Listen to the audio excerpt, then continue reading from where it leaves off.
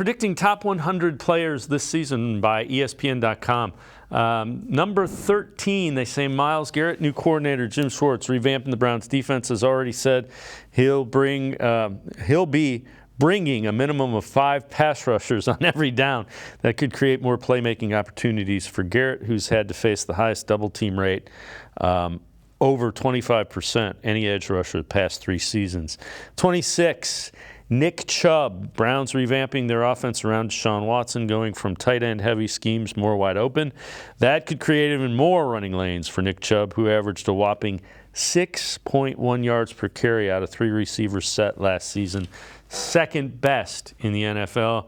And 79, Joel Bitonio, 6th among guards, pass blocking win rate 95% last year, can also pave the way in the running game. 5-time Pro Bowler. Could thrive even more in the Browns' new offense. And none of these guys have played in the preseason, nor should they have. Let's start with Garrett. That's a guy I'm anxious to see. He has got to be chomping at the bit to get out and play in this style of defense. Yeah, there's 1,700 players in the NFL, and Myles Garrett's predicted to be number 13. That's pretty high up there, and it still feels too low. You know, I don't like putting unrealistic expectations on players, but he should be in line for the defensive MVP, period.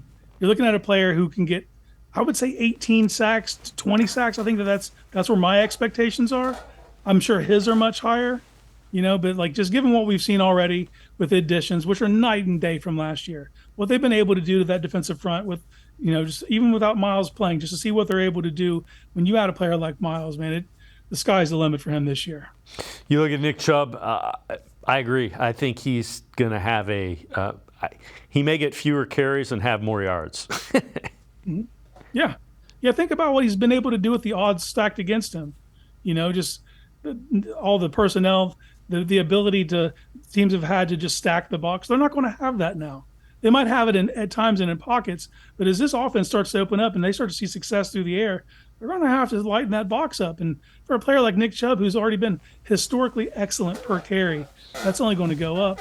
And then I think he's going to be more involved in the passing game, so he might end up with less carries. But if you supplement those with 2 to 3 more receptions a game, and plus the efficiency he's going to be able to have, I mean, I don't, like I said, I don't like putting unrealistic expectations, but Nick Chubb could have a career year this year.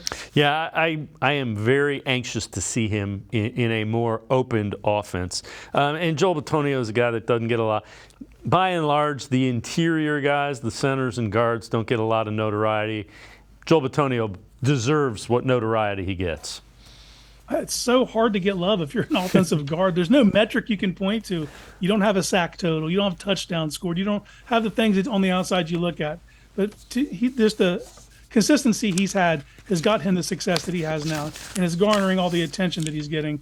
And to even crack the top 100, playing interior offensive line, that's something by itself, And of course, we around the team really love Joel, and he's the longest tenured player, and it's a real feel good story. But the respect he's getting outside of the team's focus, I think that speaks to the level of player that he is.